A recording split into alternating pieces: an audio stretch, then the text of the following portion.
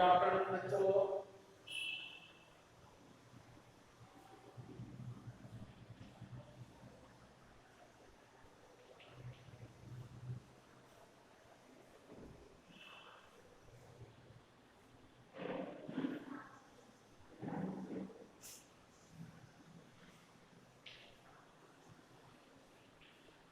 बच्चों आज today's video है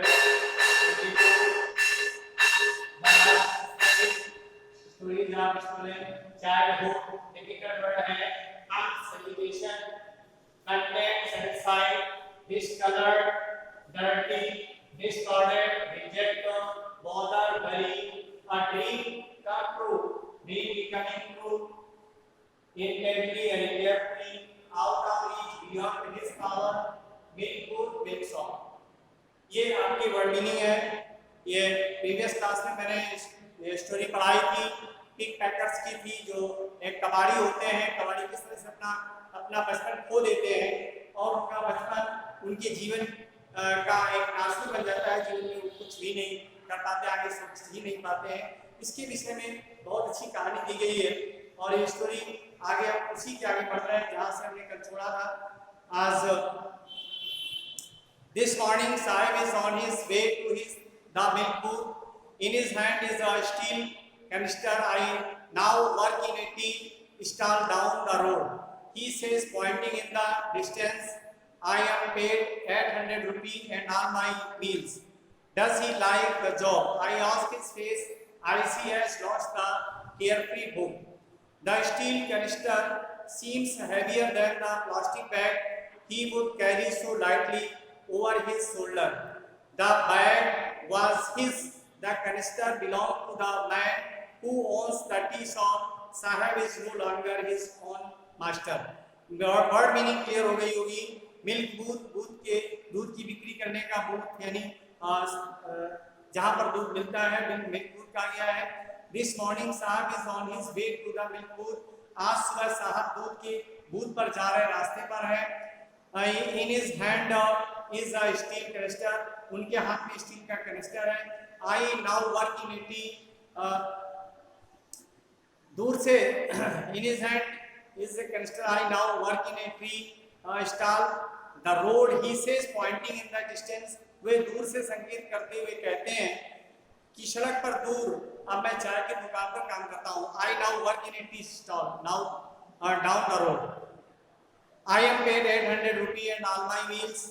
मुझे 800 रुपए और पूरा भोजन मिलता है। Does he like the job? क्या वो कार पसंद करता है? I asked his face. मैंने देखा उसके चेहरे से। I see has lost the carefree look. उसके चेहरे से लापरवाही गायब हो चुकी थी, अर्थात वो अब सीरियस दिख रहा था। The steel canister seems heavier than the plastic bag. यानी प्लास्टिक के बैग से स्टील का जो कैनिस्टर था वो भारी प्रतीत हो रहा था। He would carry so lightly over his shoulder, जिसे वे अपने कंधे पर रखकर ले जाता है।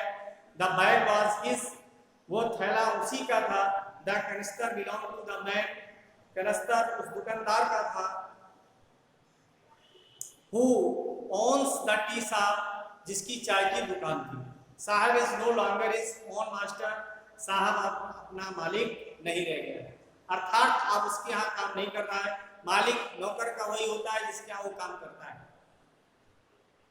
नेक्स्ट पैसेज है। Mukesh insist on being his own master. I will be a motor mechanic. He announce do you know anything about cars? I ask. यहाँ पर लिखा है इंसिस्ट माने होता है बलपूर्वक कहना यानी जोर से कहना, दबाव देना। Mukesh insist on being his own master. Mukesh स्वयं अपना मालिक बनना चाहता है। I will be a motor mechanic. मैं भी मोटर मैकेनिक बनूंगा। ही अनाउंस में कहता है। Do you know anything about car? I ask. मैंने पूछा क्या तुम कार के बारे में कुछ जानते हो? I will learn to drive a car. He answers. वे उत्तर देता है looking straight into my eyes. मेरी आंखों की ओर देखते हुए, मेरी आंखों में आंखें डालकर देखते हुए कहता है। क्या कहता है? I will learn to drive a car. मैं भी कार चलाना सीखूंगा। मैं भी कार चलाना सीखूंगा। His dream looks like a marzo amidst the dust of streets that fill his town Firozabad famous for its bangles. Firozabad कस्बे की गलियां जो धूल से भरी हुई हैं, उनमें उसके स्वप्न जो है that field is on Firozabad, famous for its bangle जो चूड़ियों के लिए प्रसिद्ध है। Every other family in Firozabad is engaged in making bangles, यानी हर दूसरा परिवार चूड़ियां बनाने में लगा हुआ है Firozabad. It is the center of India's glass blowing industry। ये भारत का जो है ग्लास ब्लोइंग उद्योग का केंद्र है, सेंटर है। Where families had spent generations working around the furnace, welding glass, making bangles for all the women in the land, it seems। ऐसा प्रतीत होता है कि जहां लोगों की पीढ़ी दर पीढ़ी भट्टियों के चारों ओर काम करते हुए कांच के को वेल्ड करते हुए लगी रही। For all the women in the land, it seems Mukesh families is among them। Mukesh का परिवार उन परिवारों के बीच में। None of them know that it is illegal for children। अब इनमें से कोई नहीं जानता कि उस जैसे बच्चों के लिए ये क्या है, इलीगल है, अनैतिक है। क्यों? Work in the glass furnace, कांच की भट्टियों में काम करना, विद हाई टेम्परेचर, उच्च ताप में, in dingy cells without air and light, यानी नीरस कोठरियों में काम करना गैर कानूनी है, जहां पर हवा भी नहीं है और प्रकाश भी नहीं है। तो कोई भी नहीं जानता तो जैसे बच्चों के लिए उच्च ताप की कांच की भट्टियों में काम करना, बिना हवा और प्रकाश की अंधेरी और नीरस कोठरियों में काम करना इलीगल है, यानी गैर कानूनी। The law, if enforced, could get him and all those 20,000 children out of the hard furnace where they slog their day life, or often losing the brightness of their eyes। कहने का तात्पर्य है कि यदि कानून लागू किया जाए तो मुकेश और 20,000 बच्चों को गर्म भट्टियों से, जहां वे दिन के समय कठोर परिश्रम करते हैं और अपनी आंखों की चमक खो देते हैं, उन्हें बाहर कर दिया जाएगा, अर्थात उन्हें उन भट्टियों में काम करने की इजाजत नहीं दी जाएगी। जैसे ही मुकेश स्वेच्छा से मुझे अपने घर ले गया, उसकी आंखें प्रसन्नता से चमकने लगी। लिखा हुआ है, which is proudly says Mukesh eyes beam as he volunteers to take me home। जब वो प्रसन्नता के साथ अपने घर ले गया तो मुकेश की आंखें प्रसन्नता से चमकने लगी। which is proudly says is being rebuilt। rebuilt शब्द आया, उसने गर्व के साथ कहा उसके मकान का पुनर्निर्माण हो रहा था, मकान फिर से बन रहा है। we walk down stinking lanes choked with garbage। हमें दुर्गंध देने वाली गलियों जो कूड़ा करकट से आवृत थी, यहाँ पे लिखा हुआ है proudly says is being rebuilt। We walk down stinking lanes choked with garbage past homes that remain ovals with crumbling walls, woody doors, no windows, crowded with the families of humans and animals consisting in a primal state। यानी कहने का तात्पर्य है कि मैं उस गली से होकर गया जहां पर दुर्गंध आ रही थी, जो कूड़ा करकट से ढकी हुई थी। हम लोग ऐसे मकानों के पास से गुजरे जिनकी दीवारें टूटी हुई थी और वे मामूली ढंग से बनाए गए थे, जिनके दरवाजे आगे पीछे डगमगाते थे, यानी हिलते थे। उनमें से कोई खिड़की नहीं थी जहां आदिम स्थिति के समान आदमी और पशु साथ रह रहे हैं।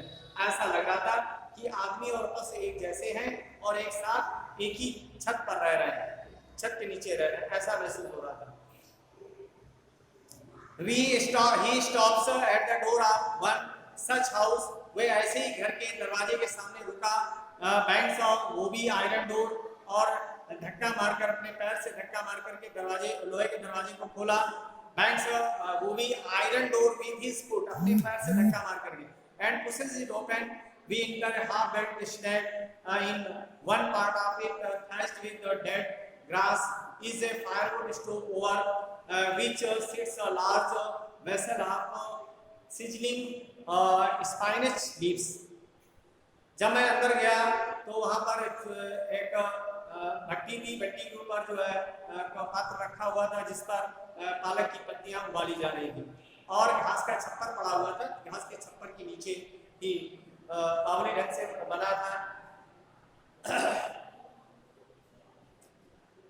उस छप्पर के नीचे चूल्हा था, उसमें लकड़ियां जल रही थी और चूल्हे के ऊपर बड़े बर्तन में पालक के पत्ते उबल रहे थे। ऐसा मैंने देखा। आगे लिखा हुआ है on the ground in large aluminium platters are more chopped vegetables. धूम पर एल्यूमिनियम की बड़ी बड़ी तस्तरियों में कटी हुई सब्जियां रखी हुई थी, यानी सब्जी काट करके रखी गई थी। इसका मीन्स था कि सब्जी बनाई जानी थी। आगे लिखा हुआ है a frail young women is cooking the evening meal for the whole family. एक कमजोर पत्नी युवा औरत पूरे परिवार के लिए शाम का खाना पका रही थी।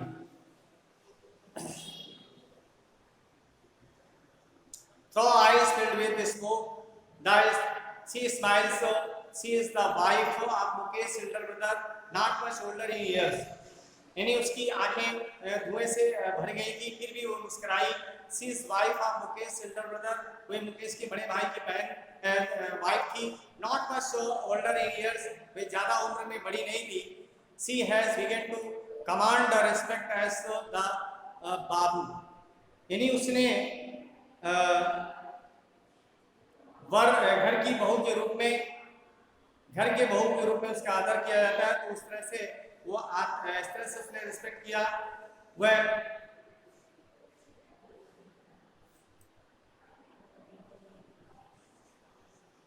respected the bahoo, the daughter-in-law of the house, already in charge of 3 men, her husband Mukesh and their father.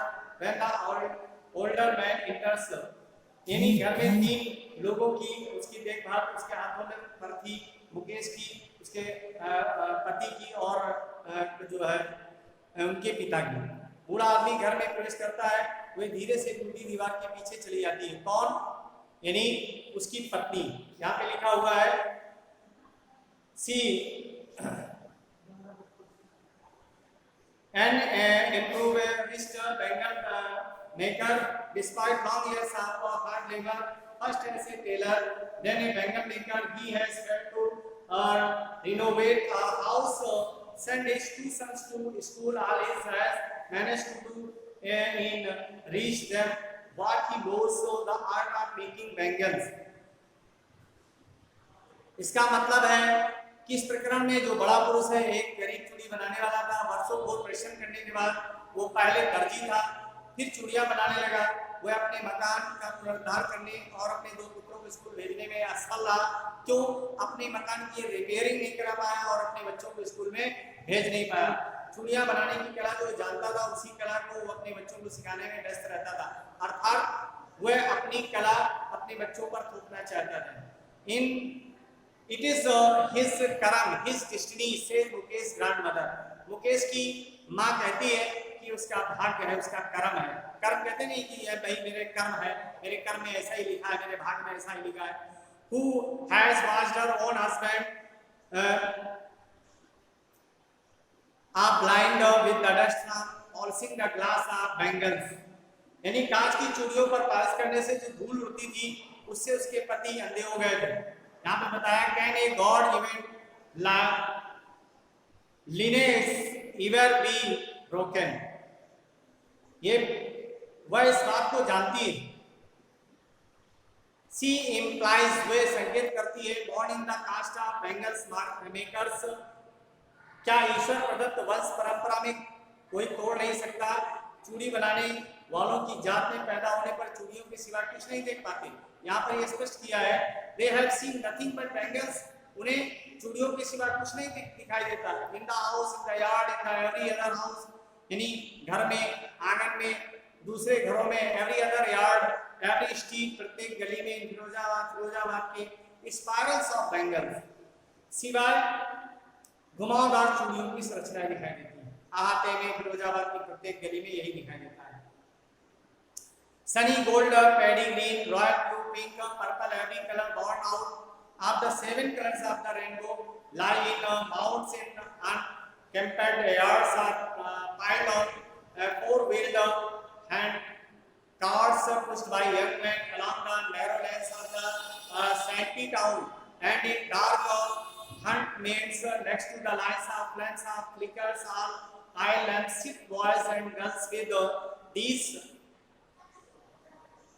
with their fathers and mothers welding pieces of colored glass into circle of bangles. Their eyes are more adjusted to the dark than to the light outside. That is why they often end up losing their eyesight before they become adults. यहाँ पर ये आप आराम से इसको पढ़ें और पढ़ने के बाद मैं हिंदी बता रहा हूँ। चमकीली सुनहरी धान की हरे रंग की शाही नीली गुलाबी बैंगनी इंद्रधनुष के सातों रंगों से उत्पन्न सभी रंगों की गंदे हाथों में पीलों पर पड़ी रहती हैं क्या चूड़ियां। हाथ से चलाने वाली चौपहिया गाड़ियों पर इनके ढेर लगे रहते हैं जिन्हें झुग्गी झोपड़ियों की तंग गलियों में नवयुवक ढकेल कर ले जाते हैं और अंधेरी बैरक में तेल के दीपक जिनकी ज्वाला टिमटिमाती रहती है उनसे दूसरी पंक्ति में लड़के और लड़कियां अपने पिता और माता के साथ बैठते हैं और रंगीन कांच के टुकड़ों को चूड़ियों को वृंत में जोड़ते हैं अर्थात गोलाकार में जोड़ते हैं। उनकी आंखें बाहर प्रकाश की अपेक्षा अंधेरे में ज्यादा अनुकूल है। क्यों? यही कारण है कि वो वयस्क होने से पहले ही अपनी नेत्र ज्योति गवा बैठते हैं अर्थात अंधे हो जाते हैं। Savita, a young girl in a drab pink dress, sits alongside an elderly woman soldering pieces of glass as her hands move mechanically like a tongue of machine. I wonder if she knows the sanctity of bangles she helps make. It symbolizes an Indian woman's suhag. Auspiciousness in marriage, it will dawn on her suddenly one day when her head is draped with a red veil, her hands dyed red with henna and red bangles rolled onto her wrists. She will then become a bride like the old woman beside her who becomes one many years ago. She still has bangles on her wrist but no light in her eyes. एक वक्त शेर भर खाना भी नहीं खाया. She says in a voice so trained of joy, she has not enjoyed even one full meal in her entire lifetime. That is what she has repeated. Her husband, an old man with a flowing beard, says, I know nothing except bangles. All I have done is make a house for the family to live in. Savita एक छोटी लड़की जो बहुत ही अनुष्कर गुलाबी वेशभूषा पहने हुए गुलाबी पोशाक में गुड़िया के पास बैठी है जो कांच के टुकड़ों में टाका लगा रही है और जैसे उसके हाथ मशीन के चिट्टे की तरह जो है मैकेनिक ढंग से चलते हैं। तो मेरा सोचना ये होता है कि क्या ये चूड़ियों की पवित्रता को जानती है जिसके बनाने में वह सहायता करती है। ये भारतीय स्त्री की सुहाग यानी विवाह की शुद्धता का प्रतीक है, सिंबल है। एक दिन वो अचानक ही समझने लगेगी जब उसका सिर लाल आवरण से सजाया जाएगा अर्थात उसके ऊपर